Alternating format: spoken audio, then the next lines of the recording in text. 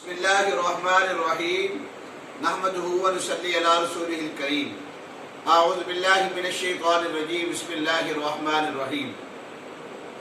لئن شکرتم لأزیدنکم قال اللہ تبارک و تعالی فی القرآن المجید والفرقان الحمید۔ سامعین و ناظرین، اللہ تبارک و تعالی جل وعلا نے کلام الہی کے اندر جو ارشاد فرمایا کہ اگر تم میرا شکر ادا کرو گے تو میں زیادہ عطا کروں گا۔ آج کی رات جو ہے یکم شوال المکرم کی رات ہے اور الحمدللہ کل نماز عید الفطر ادا کی جائے گی۔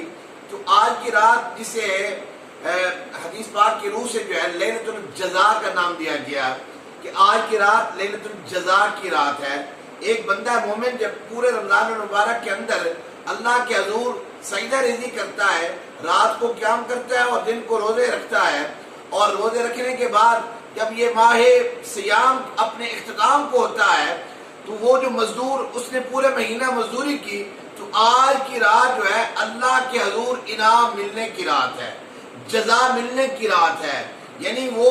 یہ وہ رات ہے جس میں انسان جو بھی اللہ کے حضور دعا کرے گا تو اللہ تبارک و تعالی جل وعلا اس کی دعا کو قبول فرمائے گا، اور اس دعا کی قبولیت کی وجہ سے پورا سال جو ہے اللہ تبارک و تعالی جل وعلا کی رحمتوں، برکتوں،